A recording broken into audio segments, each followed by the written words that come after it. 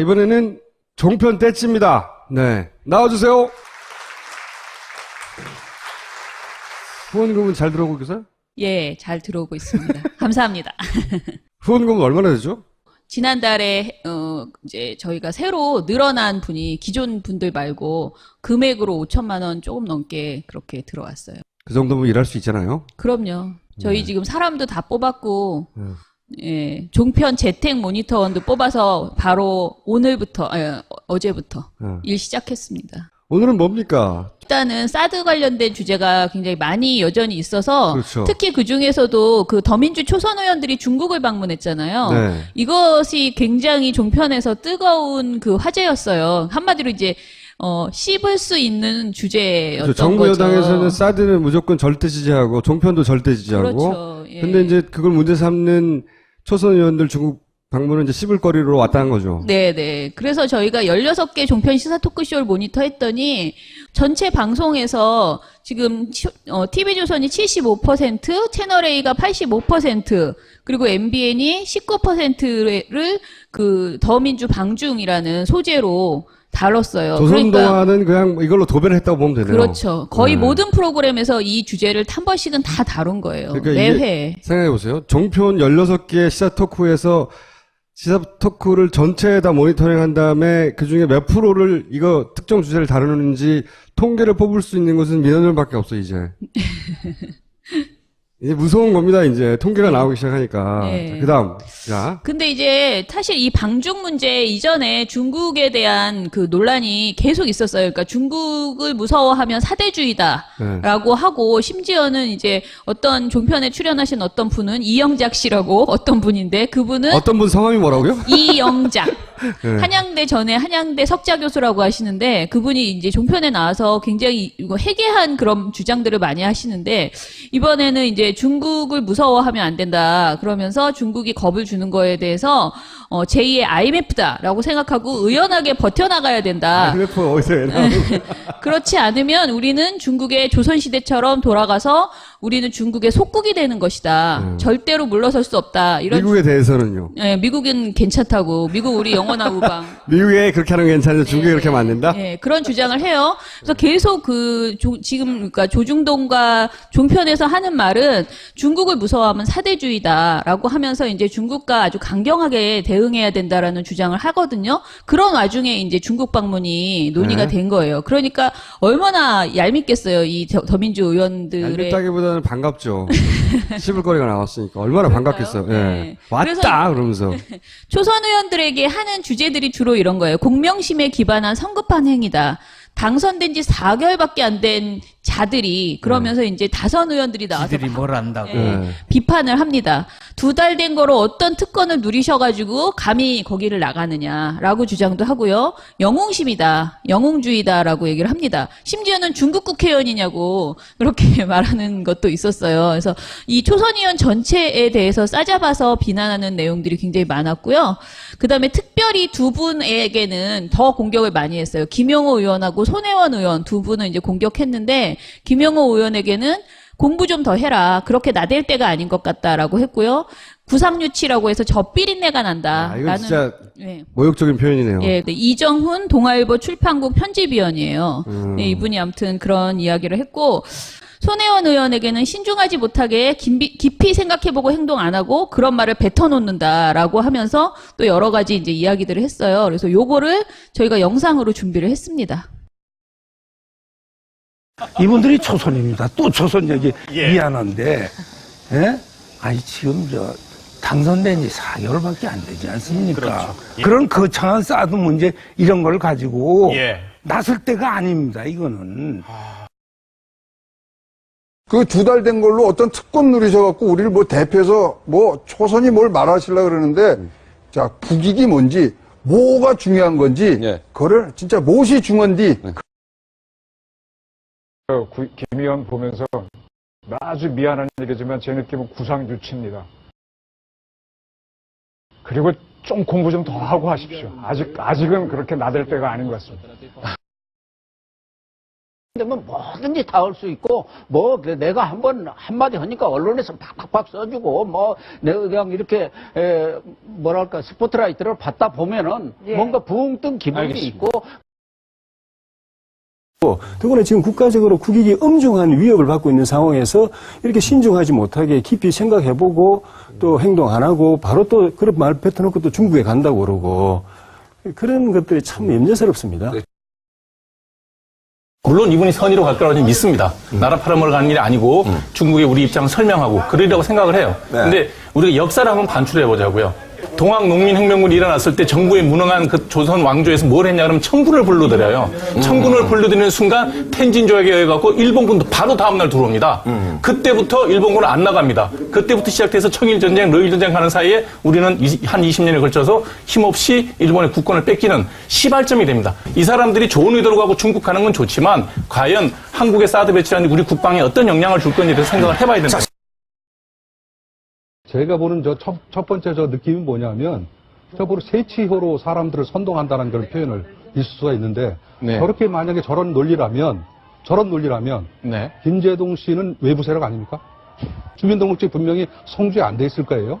아무것도 모르는 것들이 국회의원 얼마 되지도 않은 것들이 영웅심에 빠져서 나대고 있다 이거죠. 그렇죠. 그리고 아까 제가 함익병 씨 그 발언은 정말 함익병 씨는 아시다시피 피부과 의사시잖아요. 그리고 굉장히 잘생긴 외모라고 인상이 좋으셔서 예능 프로그램에 많이 나오시는데 이렇게 이제 시사 토크쇼에 나와가지고 뭔가 막 이렇게 진지하게 얘기를 하는데 이게 동학농민 혁명을 너무 제가 보기에는 말도 안 되게 마태알들 끌어다 붙인 거죠. 이렇게 주장을 해서 제가 보기에 이 전체 막말 중에 저는 함익병 씨 말이 가장 불쾌했어요, 사실은. 그리고 김재동 씨에 대해서는 뭐 사실은 되게 많아요. 근데 제가 보기에 굉장히 통쾌했던 것은 많은 사람들이 종편에서 이제 김재동 발언에 대해서 말을 했지만 어떤 말을 해도 김재동 씨를 이기지 못했다는 거. 다 저런 뭐 새치혀 이런 말은 했지만 그 연설이 참 훌륭했다라는 거는 다 인정한다는 거예요. 새치혀로 선동했다고 말하는 것은 사실은 나도 인정한다. 굉장히 잘하더라. 이거를 얘기하는 거여서. 일부러 저 사진을 쓴 거잖아요. 그렇죠. 대표가 성주를 가지는 않았거든요. 그렇죠.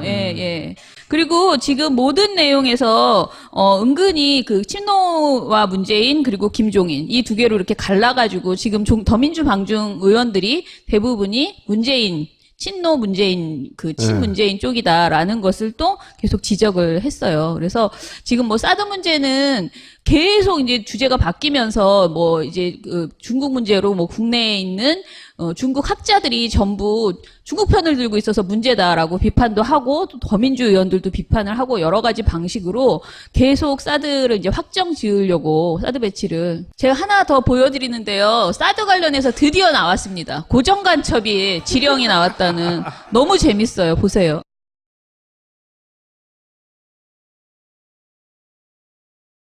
폭동을 일으킬 준비를 하라. 사드를 하지 못하게 남남 갈등 일으켜가지고 정부 반정부 투쟁을 하라. 이런 지령문이 바로 그건데. 난수표를 진행했다는 것은 이미 1950년대 이후에 지금부터 고정간첩, 그 고정간첩들이 읽을 수 있도록 옛날 방식으로 보냈다. 이렇게 이해가 되면 될 것 같아요. 그러면은 이제 무언가 과격시라든가 내가 볼 때 사드 배치랑 관련이 있어 보이죠?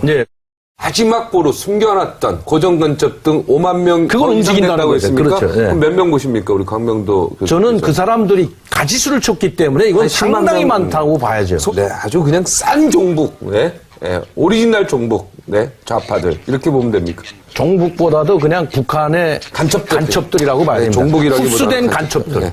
이거 파견 나온 간첩. 그 난수표 이거 해독한 것도 국민한테 좀 알려줄 필요가 있을 것 같은데요.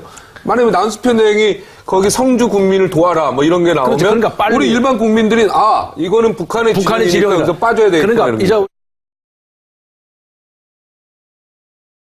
이제는 미녀를 이용해서 우리 공무원들을 지금 헷갈리게 하고 있습니다.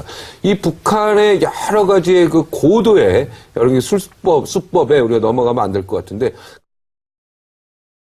사실 이게 굉장히 황당했어요. 그러니까 난수방송 자체는 실제로 재개된 거 맞아요. 근데 난수방송이 재개됐다는 것을 얘기를 하면서 시기적으로 이게 사드와 맞물려 있다. 그러니 이것은 사드 반대하는 사람을 도우라는 지령이 내려간 것이다. 고정 간첩에게 네. 5만 명이 가지를 쳐서 네. 몇 명일지도 모르는 사람들에게. 저게 너무 웃긴 게 고정간첩, 한국에 있는 그 5만 명의 고정간첩이 컴퓨터 이런 걸 할 줄 모른대요. 그래서 난수 5, 60년도에 내려온 사람이기 때문에 새로운 기술을 모른대요. 아니 그러면 도대체 어떤 사람을 내려보낸 겁니까? 근데 저 박종진 씨라는 분 조금 전에 그 진행자 있잖아요. 네. 그분이 정말 제가 인정하는 제2의 장성민 씨예요. 그래요? 그러니까 최고로 빨리 퇴출이 필요한 지금 빨리 퇴출이 그런 분이시더라고요. 근데 저분이 강적들이라는 프로그램 있잖아요. 예능 프로그램 TV조선 거기서도 그동안 쭉 했는데 그동안 이런 진가를 발휘하지 못하다가 박종진의 라이브라는 방송이 지금 시작된 지 한 달 정도 됐습니다. 근데 그 방송에서 갑자기 매일매일 이렇게 금강이 터지듯이 저에게 뭔가 계속 이런 방송을 던져주세요. 그러다가 지난주에는 정말 대단한 얘기가 나왔습니다. 한번 봐주세요. 예.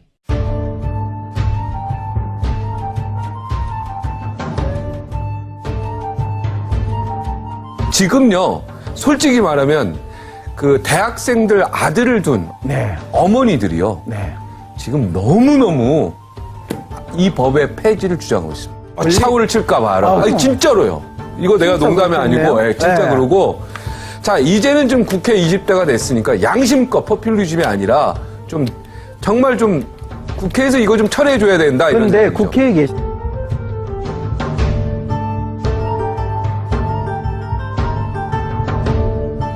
성매매 특별법 만들기 전에 노무현 대통령 때, 그 이전에는 성매매 하셨죠? 누가요? 아, 우리 박사님. 대학교 다닐 때, 아니, 그때는 성매매 특별법 이전에는 뭡니까? 많이 있었지 않습니까? 집장촌도. 법이 있느냐? 그거 한 번도 안 가보셨습니까? 집장촌을?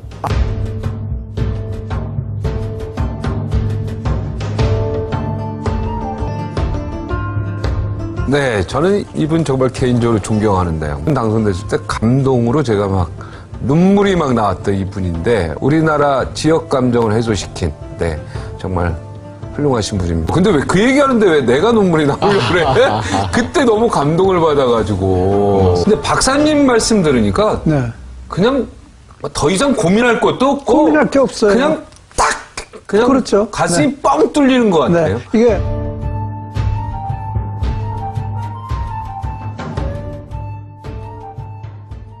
아니 대한민국의 모든 엄마들이 성매매 특별법을 없애달라고 걱정하고 있다는 게 말이 되나요? 그래서 제가 앞으로 계속 이제 지켜보다가 이제 저희가 이번 주부터 진짜 본격적으로 전 방송의 그 발언이랑 진행자 발언을 이제 점수를 매기는 거예요. 막말 점수를. 그래서 지금까지는 이제 센 것만 모은 건데 이게 쭉 모이면 이제 퇴출이 필요한 진행자가 도대체 누군가가 이제 나올 거 아니에요, 처음으로. 순위 발표하는 겁니다. 네, 이제? 네. 그러면 아마 제가 보기에는 박종진 씨가 가장 빨리 아무튼 최소한 1위는 못하면 뭐 2위까지. 저는 처음에 사실 엄성섭 씨가 될 줄 알았어요. 엄성섭 씨라고 이렇게 약간 네모나게 생겨가지고 목소리 크신 분 있잖아요.